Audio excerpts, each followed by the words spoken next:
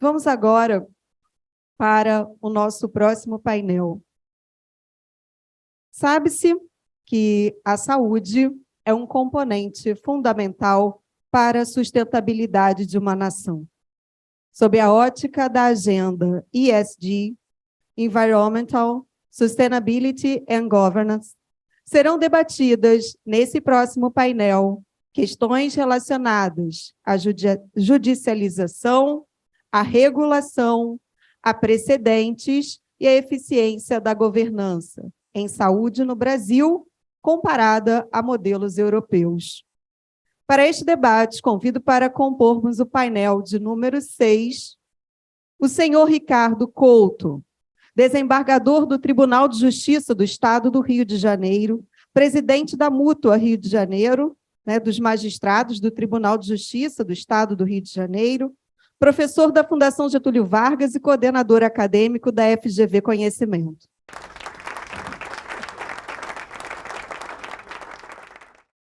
O senhor Antônio Saldanha Palheiro, ministro do Superior Tribunal de Justiça do Brasil e coordenador acadêmico da FGV Conhecimento. O senhor Paulo Rabelo, diretor-presidente da Agência Nacional de Saúde Suplementar do Brasil.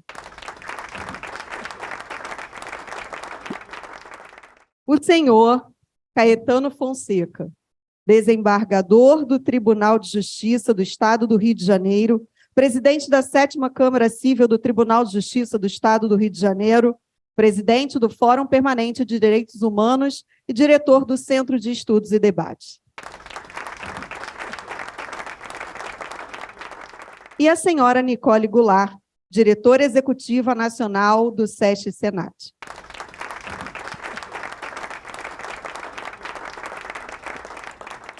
Informo aos senhores que dispomos para o vosso painel de 1h30, com a palavra o moderador, senhor Ricardo Couto.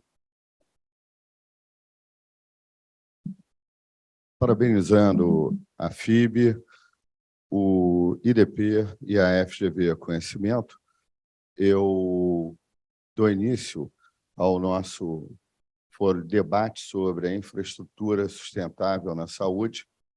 Como podemos observar, já desde o início do nosso painel, a saúde ela se liga diretamente à ideia de infraestrutura e sustentabilidade. Como percebemos, quando falamos de saneamento, estamos falando de saúde. Quando falamos de infraestrutura, principalmente sustentável, aquela que permite um meio ambiente saudável, estamos falando de saúde. Várias questões que serão postas aqui a debate se colocam atuais e de suma importância. No Brasil, um dos temas que talvez se coloque mais revelador em data atual é a relação entre infraestrutura sustentável e saúde para efeitos orçamentários. Nós temos verbas que são destinadas à saúde e não raras vezes surge a questão, quando eu desloco, eventualmente, uma verba que seria da saúde e coloco na parte de saneamento, eu estou cometendo um ilícito ou não? Ou eu estou rompendo com princípios orçamentários ou não? Isso seria possível? Chega um momento que devemos refletir sobre isso. Assim também, quando eu olho para a saúde e vejo o prolongamento da vida da faixa etária e desloco meu olhar para a questão previdenciária, e essa questão já foi muito debatida no Brasil, seguindo vários debates postos na Europa, como eu fico?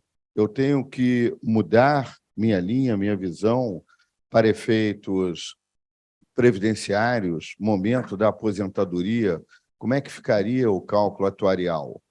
Quando eu olho para a saúde e vejo a oneração estatal, eu posso trabalhar também com a iniciativa privada como ficaria a atuação do setor privado, como teríamos aí os planos de saúde, até que parte os planos de saúde poderiam ir, qual a relação estabelecida, poderia o poder público, se descesse sua visão para a questão contratualizada e privada, depois de arcar com custos para um determinado segurado de um seguro privado, poderia este regredir em face dessa seguradora? Hoje, no Brasil, nós observamos alguns julgados da Suprema Corte que autorizam o poder público a poder se ressarcir daquele plano de saúde, eventualmente contratado por um particular que veio a usar os serviços do SUS. Não estaria aí presente uma contradição na medida em que o país, a Constituição, coloca a saúde como pública em um primeiro momento? Ou seja, vários temas se colocam presentes e, para tanto, nós temos aqui profissionais de grande talento e, abrindo a palestra, eu chamo meu querido amigo, de quem eu me coloco como discípulo desde os tempos que ingressei no Tribunal de Justiça do Rio de Janeiro, o ministro superior do Tribunal de Justiça, Antônio Saldanha Palheiros, coordenador acadêmico da FGV. Muito obrigado. Boa tarde a todos. Nós preparamos a... Desculpa, eu preciso falar em pé, não sei se atrapalha vocês. Eu preparei um material, ele é relativamente grande, denso, mas eu vou passar rápido, porque são informações relevantes para a gente tentar estabelecer, se não as conclusões, mas pelo menos as contradições que a questão da saúde está enfrentando no Brasil. Vamos lá, pode passar. Já na agenda de 2015, as metas de desenvolvimento sustentável já abordava algumas questões relativas à saúde, a questão da sustentabilidade. Então, as metas de desenvolvimento do milênio, ligado à infraestrutura, ligado à sustentabilidade, ligado à saúde. A gente parte do princípio seguinte: não existe sustentabilidade se não tiver um povo com saúde. Um povo doente não pode ter uma economia sustentável. Pode passar. Então, eu tentei focar e trazer para vocês um dos pontos da questão da carência na prestação da saúde global, que tem um maior impacto, é um impacto de humanismo, é a questão da mortalidade infantil. Acredito que é o dado mais revelador sobre a realidade de um país, indício sobre a qualidade da infraestrutura hospitalar, claro, e de esgotamento sanitário, além de cuidados pré- e neonatais, cobertura vacinal, nível de educação. E a meta de desenvolvimento do milênio, número 4, era de reduzir em 2/3 a mortalidade de crianças abaixo de 5 anos de idade. Então, pode passar, vamos ver. Nós realmente estamos vivendo uma melhora contínua, né, no combate à mortalidade infantil, assim considerada aquelas crianças que vêm a óbito com menos de 5 anos de idade. Em 1990, a gente está vendo ali aquelas regiões em azul escuro, são as regiões que tiveram um desenvolvimento mais efetivo em relação ao combate à mortalidade.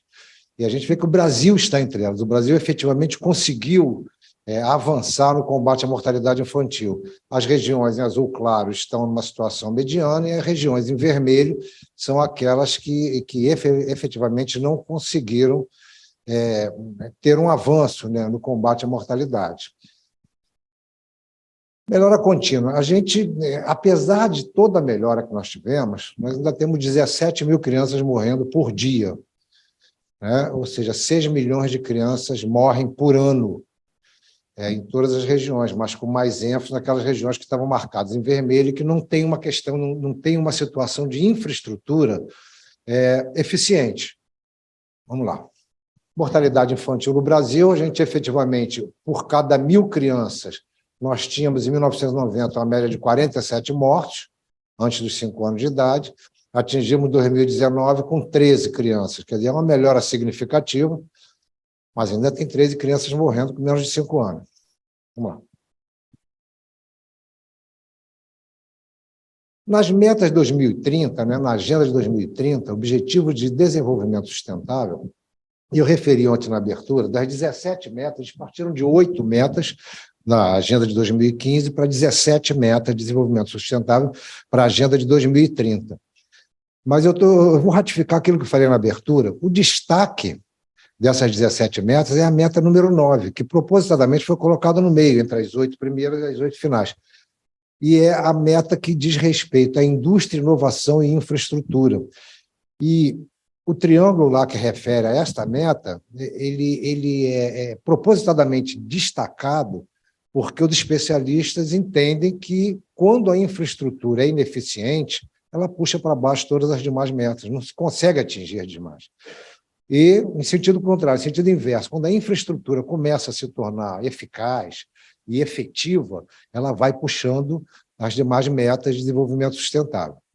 E aí eu estou falando de questão da pobreza, o combate à fome, a questão da educação primária, né, e a questão da maternidade, a questão das diferenças homem e mulher, a questão do empoderamento feminino. Bom, e essa meta é a meta exatamente que traduz o tema do nosso encontro aqui hoje. Vamos lá. Agenda de 2030 para o Brasil. O IPE elaborou uma proposta com a participação de 75 órgãos, centenas de técnicos, gestores do governo federal. Um documento denso, de 546 páginas, territorializa os Objetivos de Desenvolvimento Sustentável, ODS, sendo o Brasil um dos únicos países do mundo a dispor de tal instrumento. E, efetivamente, fizemos um instrumento de acompanhamento. Como é que nós vamos acompanhar a evolução ou a paralisação, a estagnação da questão dos Objetivos de Desenvolvimento Sustentável? Adequou metas, a realidade brasileira, definiu indicadores, elaborou planos de monitoramento. Infelizmente, o recurso orçamentário previsto para o plano de acompanhamento foi vetado pela Presidência da República em 2019. Então, não estamos acompanhando coisa nenhuma. Pode passar. Comissão Permanente de Acompanhamento dos Objetivos, ela propunha, né, apresentar estudos e propostas de integração de metas do Poder Judiciário com as metas, indicadores e objetivos globais, né, das ODS. Propor políticas judiciárias voltadas à promoção do desenvolvimento sustentável. Representar o CNJ no processo de diálogo com esses entes federativos, monitorar as ações relacionadas à Agenda 2030 e aos Objetivos de Desenvolvimento Sustentável no âmbito do Poder Judiciário, porque a gente considera, a gente que atua nessa área, na área da justiça, que um dos pontos que de maior vulnerabilidade, isso foi referido ontem aqui algumas vezes, é a questão da segurança jurídica. A gente precisa avançar nisso. Quer dizer, o Brasil é uma questão que não é circunstancial. Nós temos uma Constituição principiológica, enunciativa, são regras abertas, e isso já traz uma dificuldade de estabelecer parâmetros jurisprudenciais, parâmetros de precedentes rigorosos, rígidos, que possam ser observados. Então, a gente fica com uma oscilação de decisões judiciais que traz insegurança, fica ao sabor do senso pessoal de justiça de cada magistrado, o que não é desejável. Então, o Poder Judiciário tem um papel relevante e a gente tem que trabalhar muito nisso. Coordenar atividades, projetos e eventos relacionados à temática dos Objetivos de Desenvolvimento. Pode passar, por favor. O CNJ recomenda aos tribunais uma atuação sustentável desde 2007, sendo que, em 2015, ele regulamentou a criação e as competências de unidades socioambientais dos órgãos judiciários. Tem um plano de logística sustentável, né? O PLS do PJ. É um instrumento para adequação e alinhamento dos planos estratégicos de variados órgãos com definição de objetivos, responsabilidade, metas e tal. Pode passar. Desculpe se eu estou indo rápido, mas é que a gente tem muito a seguir. Internaliza a Agenda 2030 nas ações do Judiciário, exemplos de regramentos que o CNJ implantou. Meta número 9, realização de ações de prevenção ou desjudicialização de litígio voltados a todos aqueles objetivos de desenvolvimento sustentável.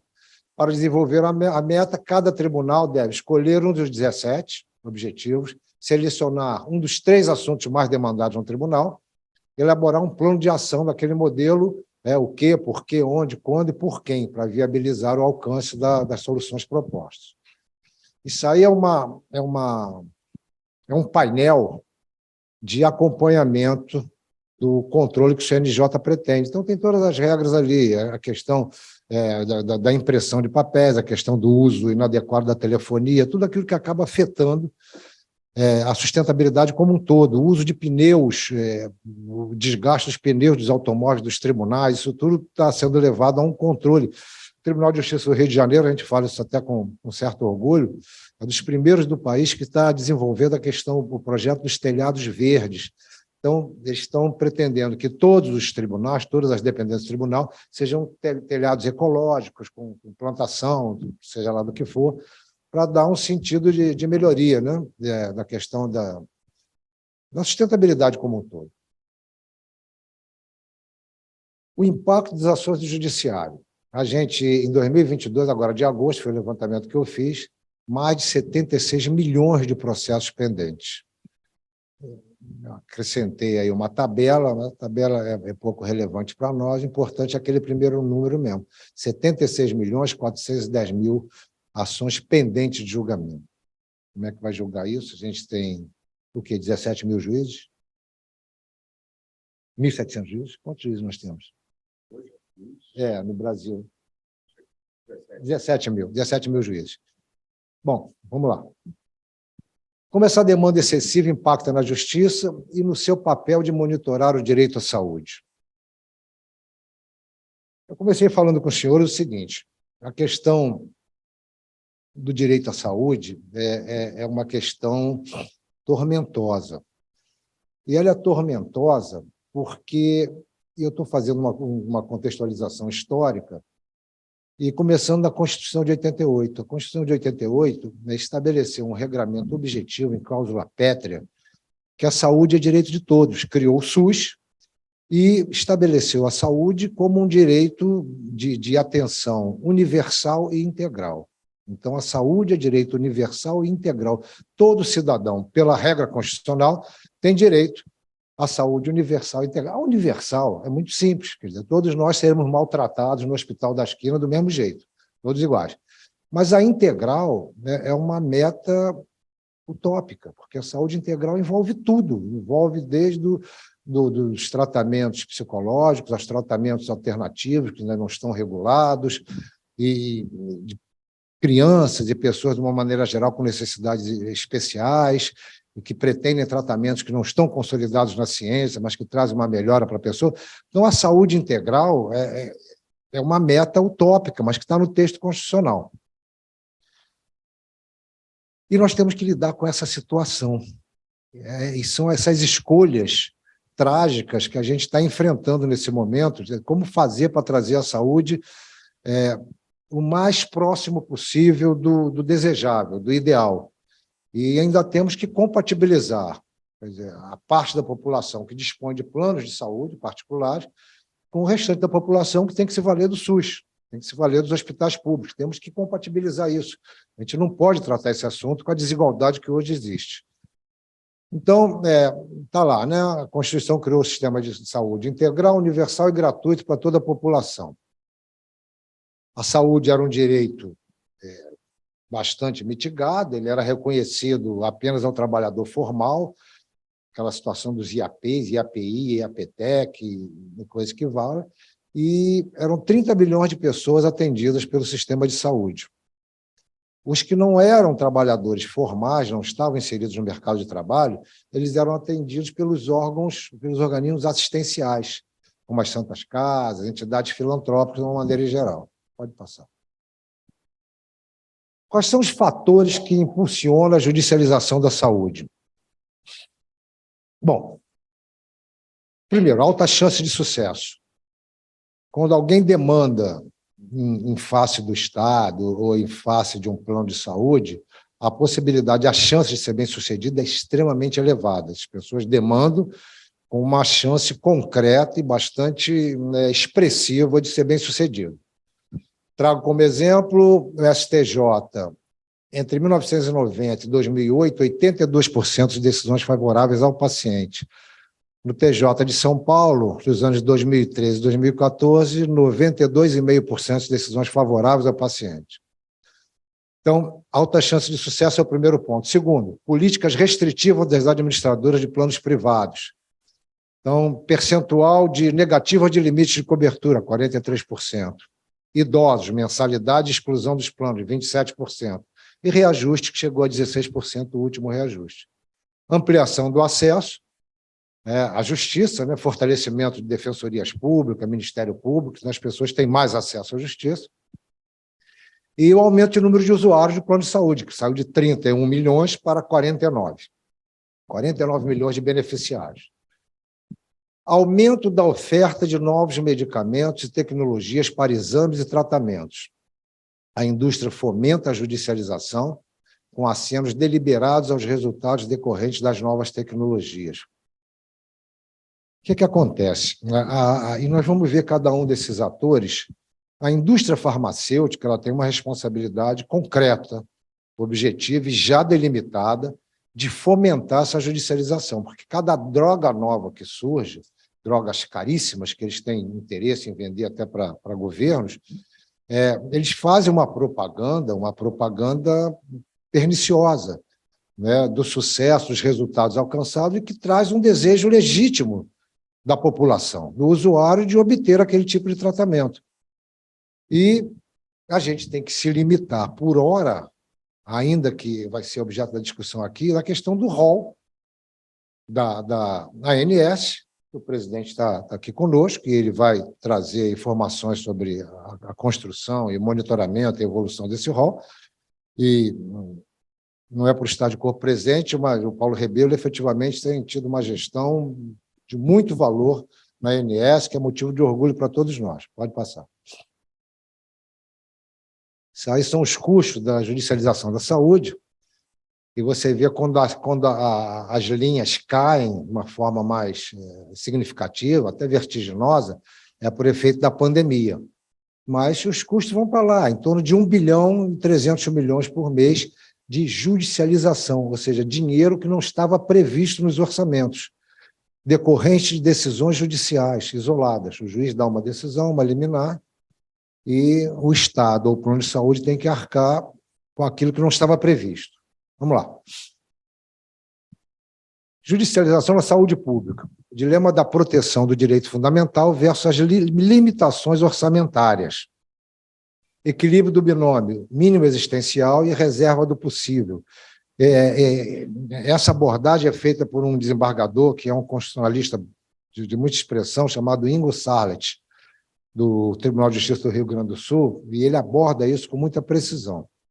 O mínimo existencial é um conceito aberto, difícil de definição. Reserva do possível. Ele aborda a reserva do possível como, primeiro, disponibilidade fática dos recursos, disponibilidade jurídica, receitas e competências tributárias. O juiz sabe decidir uma questão de saúde? Não sabe, não tem preparo, nós não temos essa formação. Então, o juiz concede a decisão no coração, aquilo que ele acha que vai ser melhor para aquela parte que está lhe demandando. E proporcionalidade. Não, pode passar. Efeitos da judicialização. O que a judicialização da saúde está trazendo para nós? Desestruturação da política pública. Claro, porque se o gestor público que foi eleito, que foi alçado aquele cargo para essa finalidade, ele faz um planejamento orçamentário, até estratégico, logístico, aí vem um magistrado lá do interior do Paraná e dá uma decisão que desmonta todo aquele plano que foi ali estabelecido. Descontrole e desmonte da programação gerencial de determinado segmento, questão de gestão e governança, comprometimento orçamentário, desvio das escolhas democráticas. O juiz não é eleito para fazer essas escolhas. O juiz não tem essa competência e essa atribuição de estabelecer planos estratégicos que seriam da seara política. Interferência entre os poderes e vulnerabilidade do check and balance. Incapacidade institucional do judiciário para tratar de políticas sociais. E incapacidade técnica dos juízes para decidir sobre situações científicas complexas.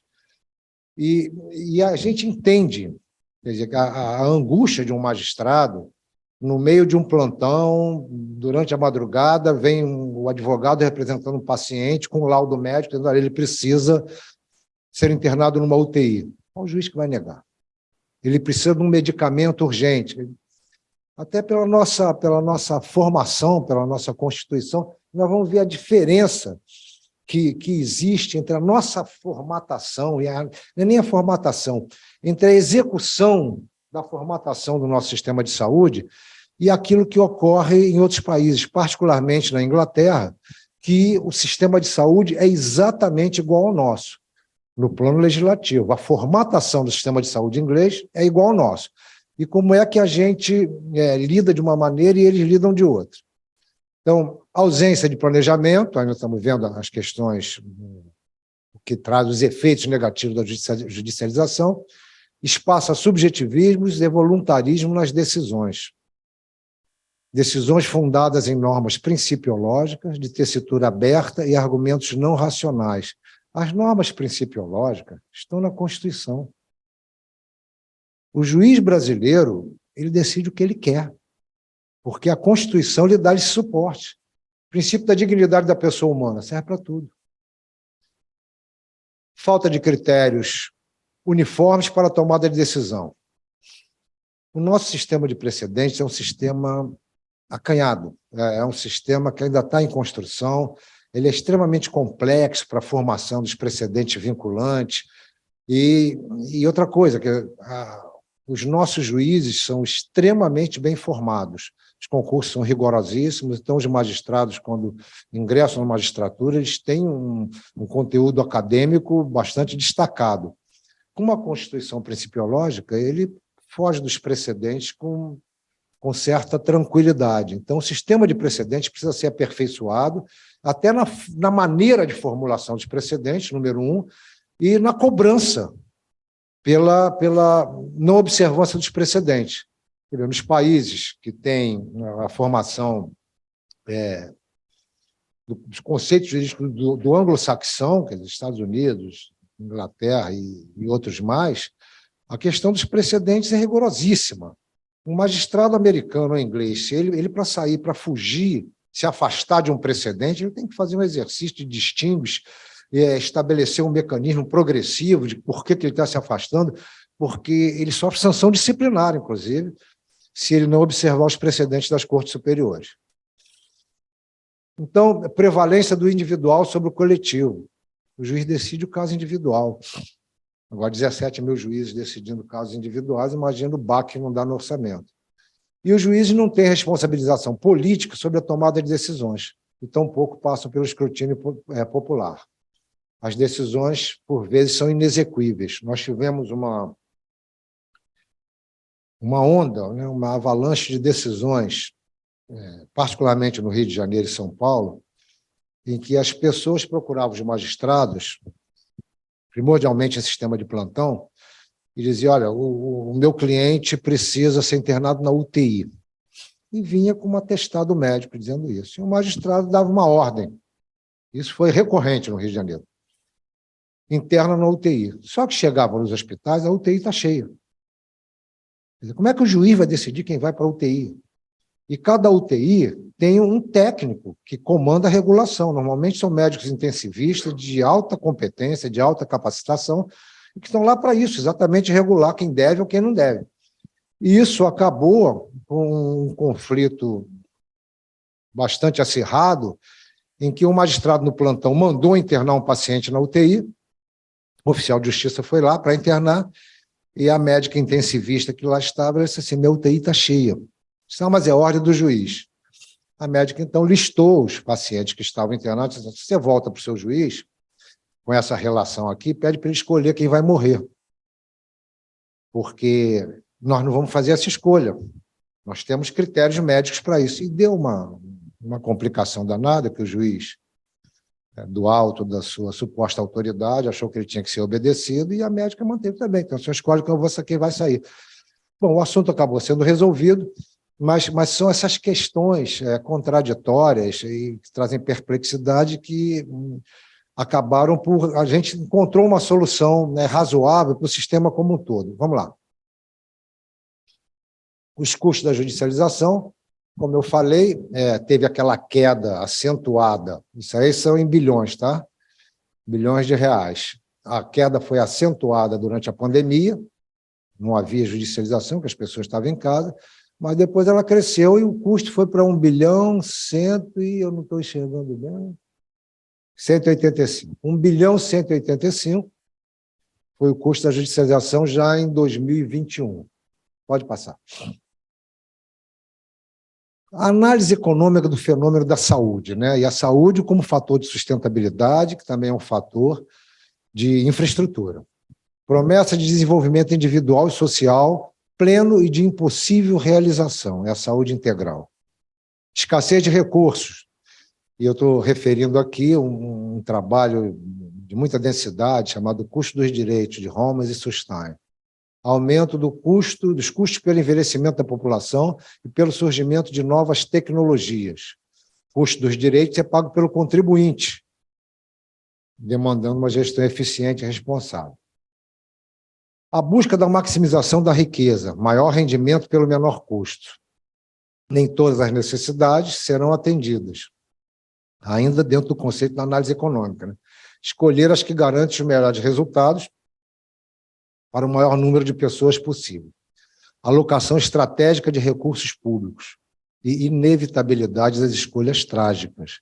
Em algum momento, o gestor vai ter que escolher efetivamente que tipo de medicamento, medicação, que tipo de tratamento vai ser disponibilizado e outros que não serão, e que vai gerar consequência nas pessoas que são acometidas dessas comorbidades, né? Eu trago uma comparação, a questão da Inglaterra, né? O National Institute for Health and Care Excellence. O sistema inglês, quer dizer, é o contrário, o sistema de saúde brasileiro, ele é cópia fiel do sistema inglês. O sistema inglês ele foi implantado bastante tempo anterior ao nosso, foi em 1948, a Inglaterra devastada pelas guerras, a Segunda Guerra particularmente devastou a Inglaterra, eles fizeram algumas escolhas de itens que seriam priorizados. E uma dessas escolhas foi a saúde. E eles montaram um sistema de saúde também universal, e que o nosso é cópia. Nós copiamos o sistema inglês. E por que o sistema inglês dá certo e o nosso não dá? Quer dizer, primeiro, e essa explicação foi dada por um alto funcionário do Ministério da Saúde quando estivemos lá avaliando o que tinha de equivocado no nosso sistema que não acompanhava aquela eficiência. A gente vê que o sistema inglês, a população é tão cara ao sistema de saúde inglês que quando a Inglaterra sediou as Olimpíadas, aquela introdução dos Jogos Olímpicos, que eles trazem as tradições do país que está acolhendo, do país anfitrião, um dos módulos que a Inglaterra, que os organizadores do evento olímpico enfatizaram, foi o sistema de saúde. Então, tinha lá uns médicos, os atletas, né, vestidos de médico, de enfermeira, empurrando cama de hospital, e a população aplaudindo de pé. Eles têm verdadeira paixão pelo sistema de saúde deles. É um sistema muito duro. É um sistema muito duro. Ele é universal, mas ele é bastante rigoroso, não tem exceção. Eles têm uma análise da inclusão dos tratamentos, né, no National Health System. Esse CALI é um índice de viabilidade de tratamento que leva em conta a expectativa de vida, com o tratamento, a qualidade de vida e o custo. Se esses índices forem baixos, não incorpora. Se for alto, eles incorporam na relação de tratamentos. Não há exceções, então não há judicialização. Agora, quando você fala não há exceções, significa que haverá morte. Haverá pessoas que vão pagar esse preço de não ter exceções. Na conversa que nós pudemos manter com esse funcionário do Ministério da Saúde da Inglaterra, ele fez uma ponderação. Ele disse, não, o sistema de vocês é realmente igual ao nosso. Mas nós estamos vindo aqui desde 1948, já tivemos mais tempo para errar, e consertando e melhorando o sistema. Esse é o primeiro fator. O segundo fator, vocês são latinos. Foi palavra dele. Vocês são latinos, então vocês vão ter uma sensibilidade muito mais, graças a Deus, né? Muito mais acentuada na hora de conceder as exceções. Aqui não há exceções. E não há exceções. Teve um caso recente agora de uma menina que tinha uma doença rara e que não estava contemplada no rol de atendimento do setor de saúde dele. Eles não abriram exceção. A menina ia morrer, e eles teve um movimento popular, comoção, passeata, eles não abriram exceção. A menina teve que se tratar na França. Quer dizer, quando é que um latino vai fazer isso? Difícil, mas é um fato, e é um fato que a gente tem que lidar com isso, é uma situação. No Brasil, a Comissão Nacional de Incorporação de Tecnologia do SUS, chamada CONITEC, desde 2011, agiliza a atualização das listas de medicamentos e procedimentos do SUS, gerencia a incorporação, exclusão ou alteração, promove análise econômica comparativa em relação às tecnologias existentes, decide num prazo de 180 dias, prorrogável por mais 90. O doutor Paulo vai falar sobre isso, né? E contribui para a qualificação das decisões judiciais e para a redução da judicialização. Pode passar. Nós temos uma equação desajustada, isso aqui é importante a gente olhar, que isso nos traz uma fotografia bastante clara do problema que a gente enfrenta, né? Então, são determinados atores, né, dessa equação desajustada para a questão da saúde. Então, primeiro, os médicos são subremunerados pelos planos e acabam se rendendo às ações de marketing da indústria. É muito comum que as indústrias farmacêuticas, indústrias de exame de imagem, indústrias de material especial, chamado OPME, órtese, prótese, material especial, que elas estabeleçam premiações para os médicos que conseguirem canalizar a utilização de determinado medicamento, de determinados exames, e são premiações assim, excepcionais, né? Passar 3 semanas na França, coisa do gênero. E o que acontece? O New England Journal of Medicine, 94% dos médicos aceitam incentivos financeiros da indústria farmacêutica, dificuldade de distinção entre marketing e ações educativas, influência na decisão do profissional. O Ministério da Saúde propôs uma minuta de medida provisória para dar mais transparência. Na verdade, foi uma cópia de um ato que existe nos Estados Unidos, chamado Sunshine Act, em que fabricantes e vendedores de medicamentos, próteses, órteses, etc., precisarão divulgar quaisquer benefícios concedidos a médicos, estabelecimentos de saúde e outros profissionais de saúde. Uma lista, uma transparência, um portal de transparência para tudo que fosse canalizado para os médicos. Pode passar. Pode passar, por favor. Outro ator, a indústria farmacêutica. Tem um marketing contundente, oferecimento de premiações, estímulo à judicialização de drogas caras, para vender a governos. Os laboratórios de análise clínica. Hoje você vai a um médico, dificilmente você consegue sair de lá sem 10 exames para você realizar. Não sei se todos são necessários, não tem competência para avaliar, mas é um fato. Medicina diagnóstica tem interesse no aumento da prescrição de exames e procedimentos. Indústria de materiais e equipamentos. Isso chegou a ser objeto de uma CPI, foi em 2015, chamada Máfia das Próteses. Médicos chegam a faturar 100 mil por mês em esquema que desvia dinheiro do SUS e encarece planos de saúde. Não é que desvie, eles prescrevem próteses, órteses desnecessárias, porque certamente vão obter algum retorno em torno disso. Vamos lá. As operadoras de plano de saúde e seguro-saúde também. Adoção de práticas restritivas, análise de pertinência, absorção dos altos custos de serviços médicos e repasse acrítico aos consumidores, a inflação médica, que é o índice que orienta o aumento do preço, 4 vezes maior que a inflação geral. A judicialização tem um custo que é repassado aos consumidores. Então, quando a gente pensa que está sendo bonzinho, ao conceder um determinado benefício, que nem sempre é de todo pertinente, a gente está, na verdade, trazendo esse custo para a população como um todo. A agência reguladora, criada em 2000, ainda não implantou uma política sólida de regulação que garanta um funcionamento eficiente do setor. As escusas do Paulo aqui, que ele está trabalhando muito para isso. E consumidores. Hoje temos 49 milhões de pessoas que têm plano de saúde no Brasil. Pode passar. A otimização do setor privado, uma ação coordenada e estratégica dos atores envolvidos no setor, debate amplo sobre o significado e objeto do direito à saúde, consenso sobre limites de atuação privada, procedimentos sólidos, fortalecimento da prática de regulação, controle ético e responsável das ações dos médicos. Também não pode ter o trabalho subvalorizado. Fiscalização de indústrias e laboratórios é o plano ideal, né? Mas que a gente considerou que seria a meta a perseguir.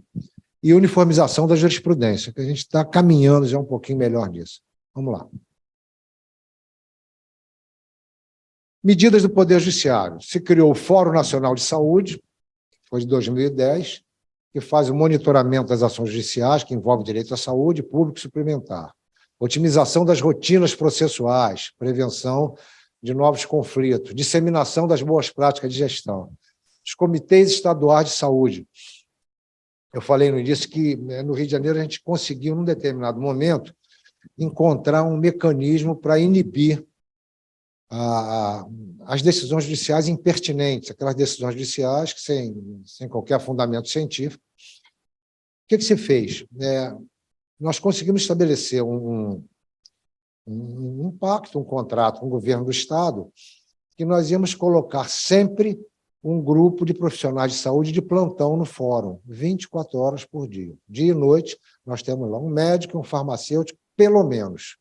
Um médico e um farmacêutico de plantão. O Estado paga o custo desse médico, mas o tribunal é que escolhe, para evitar dizer que o Estado estaria selecionando médicos que fossem favorecê-los. Então, o Estado paga e os médicos ficam lá.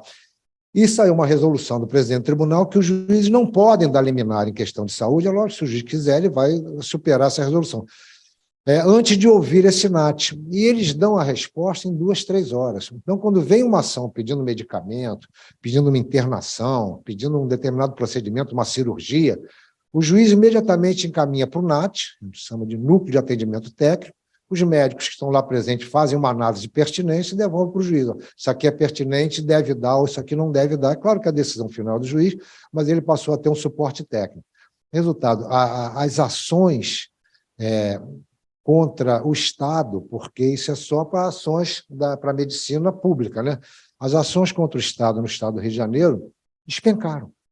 Então, foi assim, foi uma queda muito acentuada. Hoje a gente tem residualmente uma outra ação, exatamente por causa desse suporte técnico lá presente. Análise de pertinência e elaboração de respostas técnicas imediatas para subsidiar as decisões judiciais, inclusive em regime de plantão.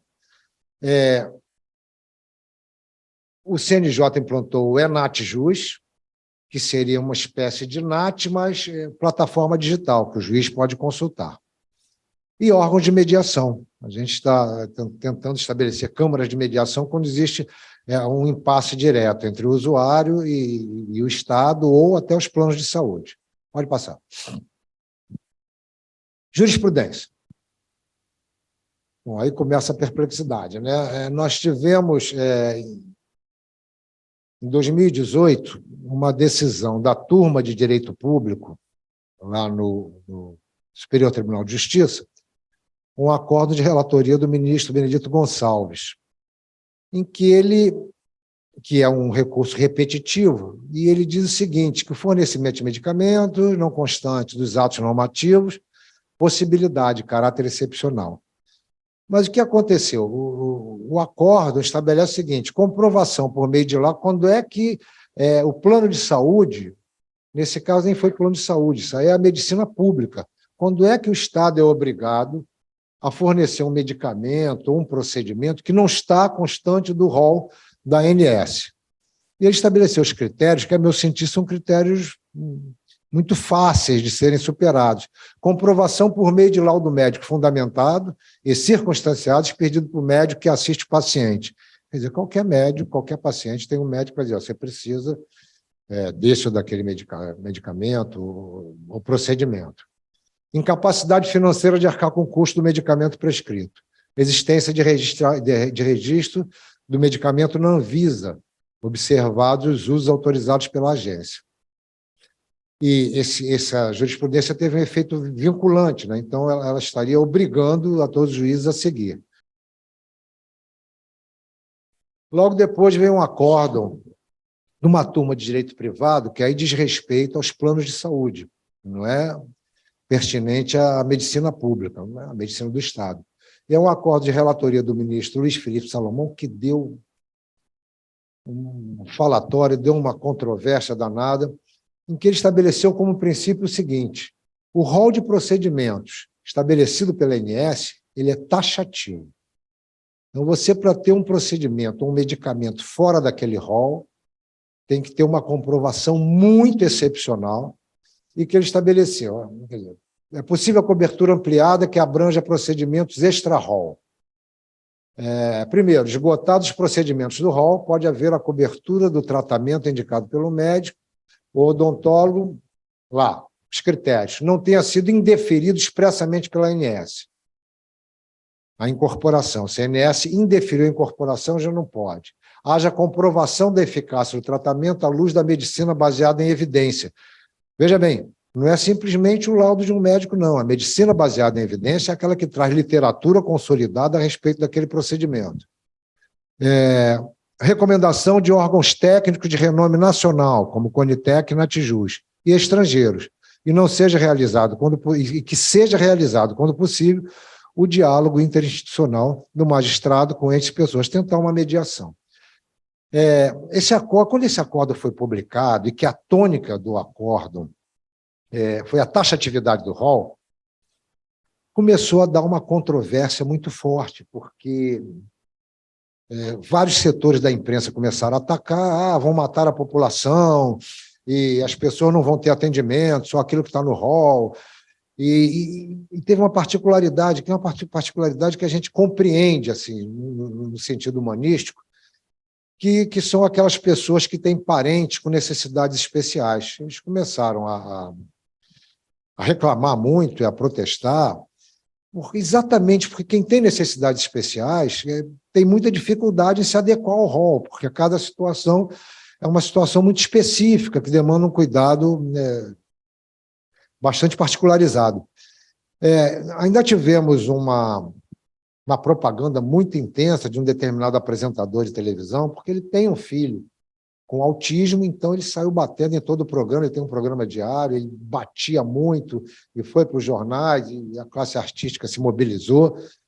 Muito bem, e isso, a jurisprudência estava ali, o acordo estava posto. Mas a gente estava vivendo, primeiro, um momento de muita comoção social em relação a isso que foi determinado. O ministro Salomão, na verdade, tentou aproximar o nosso sistema do sistema inglês. A gente tem que ser mais eficiente na elaboração do rol, na incorporação de novos medicamentos, e não sair fazendo exceções que você não tem orçamento que possa prever. Mas houve a comoção social e nós tivemos que foram vários fatores. Primeiro, esse grupo de pais e mães que tinham filhos com necessidades diferenciadas e que fizeram muito barulho. Segundo, a gente estava num período pré-eleitoral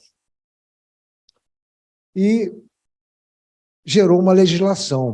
Quer dizer, o Congresso correu para construir uma legislação que tentasse minimizar os efeitos, segundo ele, danosos desse acórdão lá da quarta turma do Superior Tribunal de Justiça. E o relator desse projeto de lei foi o senador Romário, que tem um filho com necessidades especiais. Então, é aquilo que a gente chama no direito, né, de legislação reativa. É aquela legislação que é elaborada no momento de comoção social. Então, você vê aquela lei de improbidade administrativa antiga, que foi agora modificada, era uma lei madrasta, né? Quando o gestor não cumpria qualquer daqueles LIMP, né? Legalidade, impessoalidade, eficiência, ele respondia por um processo de improbidade. É uma coisa que nos trouxe muita perplexidade, porque o que é eficiência para um gestor público? Eficiência é construir um hospital na cidade, no município, uma escola. O gestor é que tem que decidir, ele teve voto popular para isso. Mas o Ministério Público exercia um papel de bastante ativismo em relação a essas escolhas. Por quê? Porque também foi uma legislação de ocasião, legislação reativa, que foi exatamente no momento do impeachment do presidente Collor, a população foi para cá, para as ruas, caras pintadas, coisas do gênero, aí sai uma legislação de improbidade que é absolutamente madrasta. Aqui foi parecido, como teve essa reação popular, estávamos em véspera de eleição, pode passar. O Congresso, então, elaborou uma lei, pode passar, por favor. Os dois julgados anteriores criaram uma dicotomia entre a saúde pública e privada, o rol de medicamentos da ANS é taxativo para os planos privados e meramente exemplificativo para o SUS, acordos que estavam conflitantes. O Congresso Nacional publicou a Lei 14.454, de 21 de setembro de 2022, ou seja, às vésperas da eleição, que prevê a obrigatoriedade de custeio pelos planos de saúde privado dos tratamentos nos seguintes casos, olha só. Em caso de comprovação científica da eficácia do tratamento. Aí vem a primeira pergunta, o que é uma comprovação científica? Não é a medicina baseada em evidência. Comprovação científica pode ser um laudo de um médico que ele ateste, cientificamente esse medicamento ele pode ter um resultado positivo. Então, foi uma abertura bastante significativa. Quando houver recomendação da Conitec, do SUS, para a adoção do tratamento. Se pelo menos um órgão de avaliação internacional recomendar a adoção do tratamento para os seus cidadãos. Então, se a gente tiver um órgão lá de Uganda que diz que aquele tratamento é pertinente, o plano de saúde aqui vai ter que conceder. Essa é a legislação que está vigente. O Supremo Tribunal Federal está realizando um julgamento, não sei nem se já concluiu, Ricardo. Você sabe, eles estão realizando um julgamento a respeito da constitucionalidade dessa lei, tentando fazer uma modulação. Vamos ver o que é que vai gerar. Mas esse é o cenário. Vamos lá, pode passar. Considerações. Os planos de saúde individuais, por conta disso tudo que a gente está vendo, né, teve o maior reajuste desde o ano 2000, 15,5%, o maior da série histórica, quase 16%. As considerações é que os planos de saúde têm que arcar com os medicamentos fora do rol, porque os lucros deles são excessivos. Não sei de onde tiram isso, até pode ser, mas não sei se tem uma análise estruturada a respeito dessas considerações. Pode passar. Considerações finais. Pandemia, aí é interessante. Ajudou a afastar a resistência à ampliação da chamada telemedicina. E a gente volta para a questão da infraestrutura tecnológica. Durante a pandemia, foram feitas enquetes, e 90% dos entrevistados eles já acreditavam que as novas tecnologias digitais e de alto padrão de segurança ética podem ajudar a melhorar a saúde da população. Acompanha seus pacientes além do atendimento, quer dizer, o médico faz o primeiro atendimento presencial, depois acompanha virtualmente. Principalmente por WhatsApp e outros aplicativos de mensagem. Então, olha que coisa bacana. O cara, depois que tem o atendimento, ele tem um acompanhamento sem precisar entrar em fila, sem precisar ficar naquela situação degradante nas filas do hospital, sentado num banco. Ele faz pelo WhatsApp. E a inclusão digital no nosso país é uma realidade, né? E utiliza a telemedicina como ferramenta complementar ao atendimento da clínica ou hospital, após regulamentada pelo Conselho Federal de Medicina com os recursos tecnológicos. Pode passar. Conclusões. A infraestrutura e a saúde são interdependentes para a melhoria da qualidade de vida. A infraestrutura tecnológica amplia a cobertura de ações públicas, além de agilizar os procedimentos, como na virtualização dos processos eletrônicos, ampliação da telemedicina. Política de saúde que conjuga os atendimentos público e privado. A gente precisa equalizar isso quanto antes. Não há nada que justifique qualquer um de nós ir para um hospital e ter um atendimento de primeiro mundo, enquanto as pessoas estão sofrendo com dores nas filas. Isso aí a gente vai ter que enfrentar de alguma maneira. Infraestrutura hospitalar de saúde garante a ampliação de atendimento, melhora nos índices, bem como expande a cobertura vacinal, que tem forte impacto nos índices de morbidade e mortalidade, principalmente infantil. O atingimento das metas da ONU para 2030 demanda atuação multidisciplinar para garantir melhoria sustentável da qualidade de vida. Muito obrigado. Foi solicitado uma pequena redução, eu peço desculpas aos meus colegas, né? e passo de imediato a palavra ao doutor Paulo Rebelo para que ele inicie sua fala. Obrigado, doutor Ricardo. Boa tarde a todos, cumprimentar ao FIB, ao IDP e à FGV pelo convite, cumprimentar a todos aqui da mesa, e eu faço na pessoa do ministro Saldanha. Eu não vou passar a apresentação, em razão do adiantado da hora, eu vou tentar falar um pouco mais rápido, mas até porque o ministro facilitou a minha vida, né? Ele trouxe alguns pontos importantes que eu ia falar hoje com relação à infraestrutura da saúde, e vim falar sobre a saúde suplementar, ou seja, um setor que, pela Constituição, nós somos sistema público e sistema privado, sendo o sistema público regulado pela Lei 8080/90, e a nossa lei só veio, o marco regulatório da Agência Nacional de Saúde Suplementar, só veio ser editada no ano de 98, ou seja, 10 anos, e veio depois de muito debate, depois de muita discussão, é que ela foi editada. E aí, por isso, a nossa perplexidade, de fato, diante dessa questão do rol que, diante dessa última modificação legislativa que nós tivemos no mês de agosto, em razão desse ativismo legislativo, vamos dizer assim, que o ministro bem colocou, uma vez que, senador Renan, uma vez que essa mesma lei havia sido modificada no mês de março de 2022, em que houve uma evolução com relação a essa incorporação de tecnologia, porque isso afeta a estrutura, a infraestrutura da saúde. E a saúde suplementar, obviamente, como foi bem colocado, a saúde tem preço, a saúde não tem preço, mas tem custo. E esse custo todos nós precisamos pagar porque, na verdade, a operadora de plano de saúde, ela, na verdade, ela não gere recurso, ela pega o recurso do próprio beneficiário e esse recurso ela gere para que, quando o beneficiário venha solicitar, venha ter uma necessidade de utilização de uma prestação de serviço, ela possa arcar.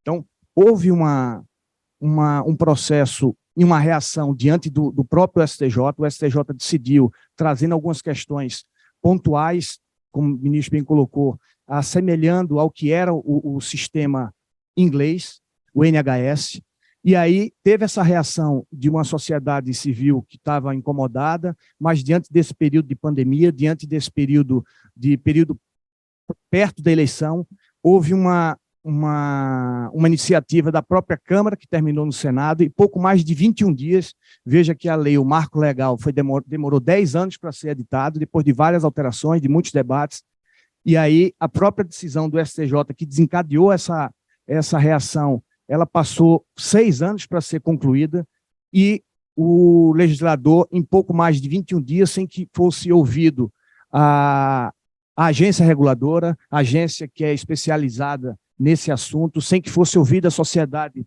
como um todo, então acabou fazendo essa modificação, e aí tem os princípios que deixaram de ser observados, seja o princípio da deferência, seja o consequencialismo deixou de ser observado, e isso, sem sombra de dúvida, vai atingir o setor, vai atingir a infraestrutura, a sustentabilidade, como o tema bem coloca, da saúde suplementar, uma vez que as pessoas não terão condições de se manter dentro desse setor, porque, como o ministro bem colocou, obviamente você tem um ecossistema nesse complexo econômico e o complexo industrial da saúde, nós temos um ecossistema formado pela indústria farmacêutica, pelas agências reguladoras, pelos prestadores, pelos laboratórios, e tudo isso, dentro dessa nova legislação que foi aprovada, vai fazer com que aumente a judicialização, que é um problema que nós temos, em razão exatamente da desnecessidade de se fazer uma avaliação de tecnologia em saúde, não há nenhum país do mundo que prescinda uma avaliação de tecnologia em saúde, porque tem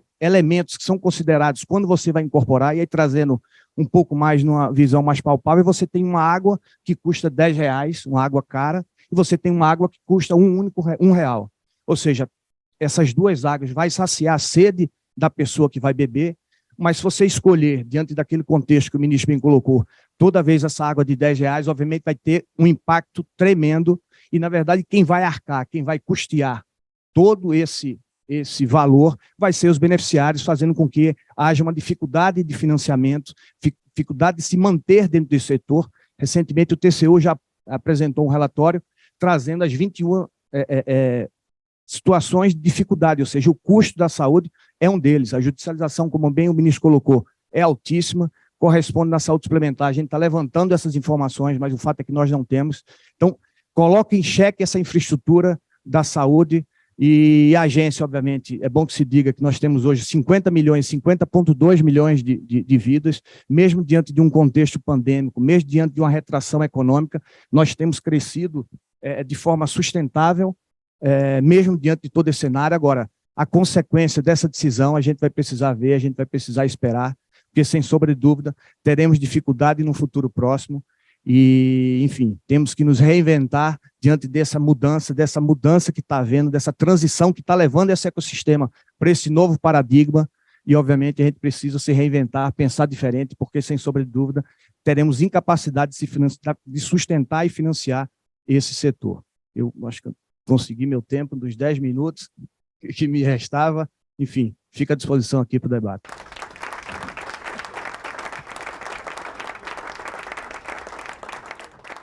Dou os parabéns ao Dr. Paulo Rebelo e passo imediatamente a palavra ao desembargador Caetano Fonseca Costa.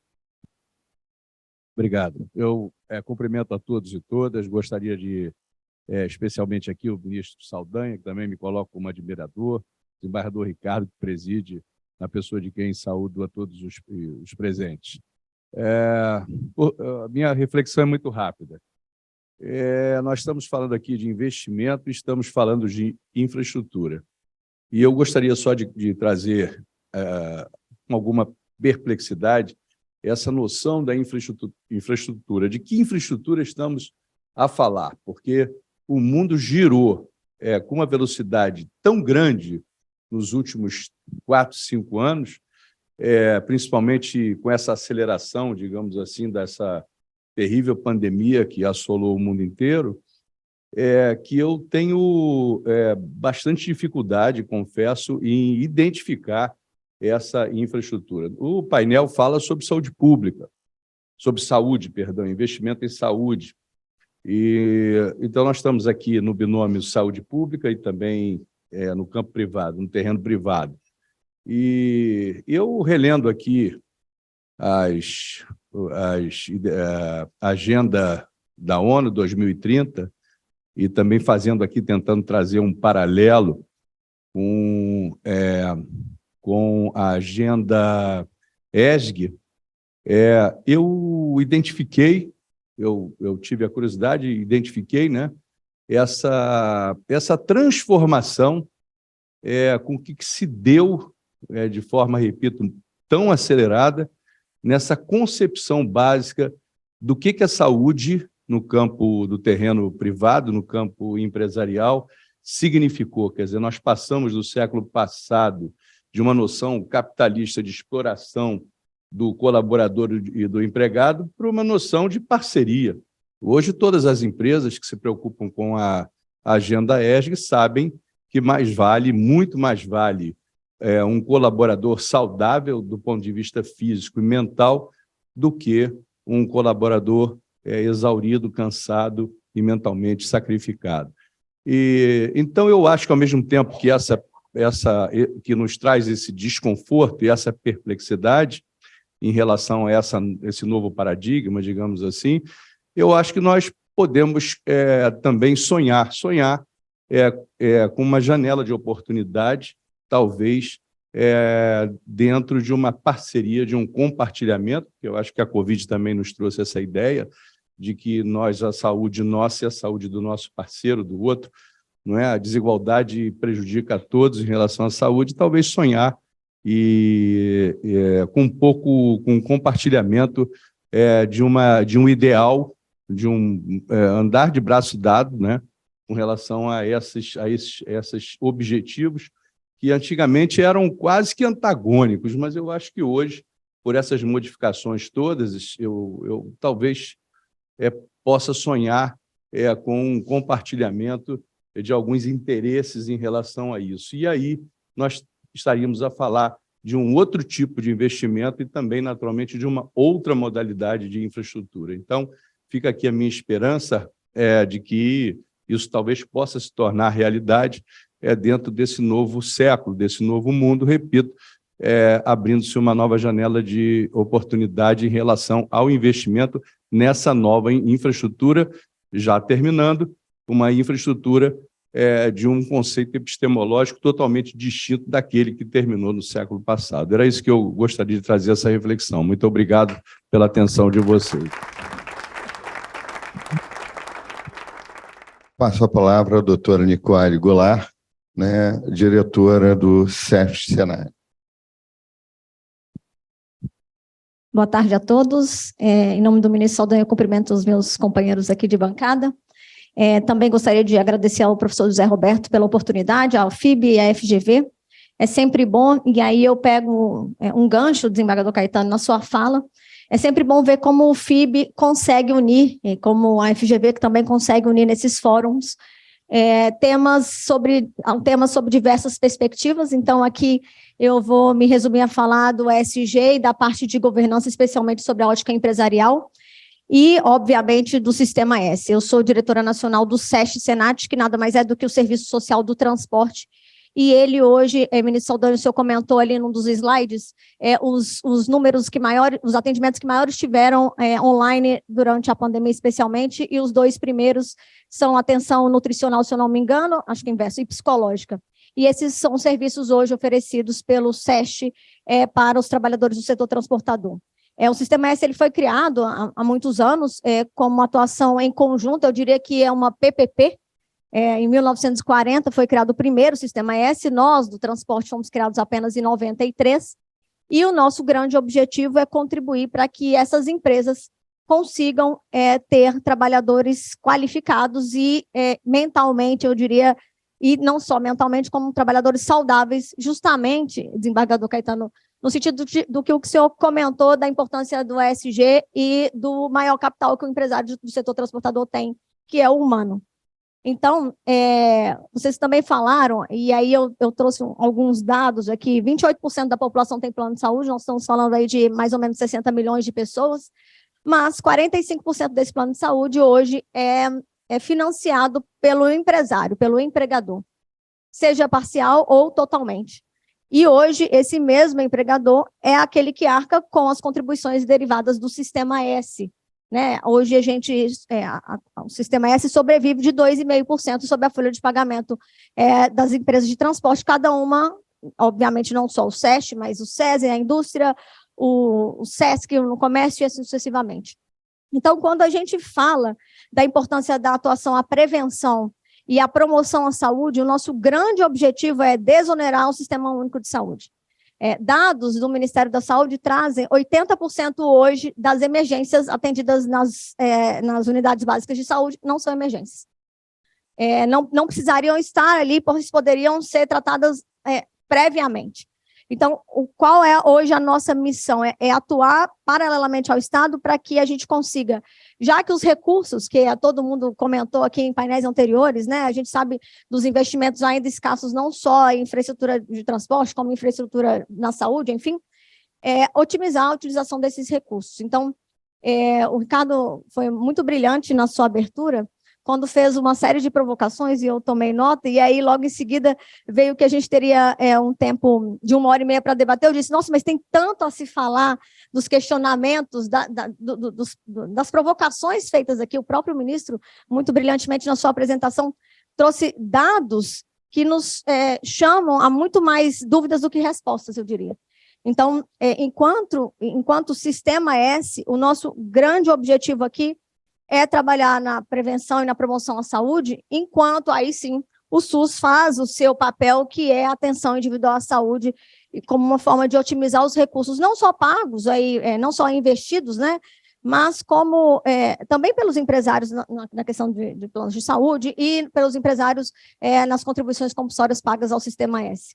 E aí eu chamo uma atenção também para um último ponto, que eu citei os dois atendimentos do SESC, especialmente, metade da população, isso é um dado da Pesquisa Nacional de Saúde feita recentemente pelo IBGE, dado de 2019, 52% da população no último ano não tiveram atenção à saúde bucal.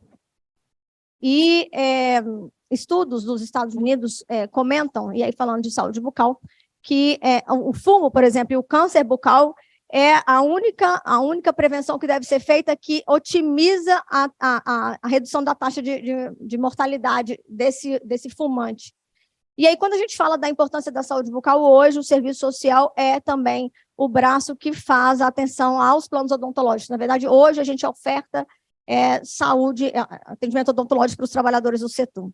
E aí, ministro, o senhor trouxe aí um dado de judicialização 1,3 bi, e eu não poderia deixar de comentar, o SESC Senat, nos últimos 3 anos, realizou 15 milhões de atendimentos apenas na área de saúde, então me refiro aí ao odonto, fisioterapia, nutrição e psicologia. Estou igual você, falando rápido, porque o tempo está curto. Então, odonto, fisioterapia, psicologia e nutrição. Nós arrecadamos aproximadamente 1,4 bilhão, né, 1,4 bi, e reinvestimos nesses atendimentos nos programas finalísticos 1,7. Então, hoje, a gente usa o recurso fazendo um paralelo na prevenção, de forma que a gente consiga contribuir não só para a saúde do trabalhador, mas para a saúde do empregador, do empresário, e, obviamente, para a saúde do país. Então, eram essas as minhas breves considerações. Muitíssimo obrigada pelo tempo e por vocês. Obrigada, até mais.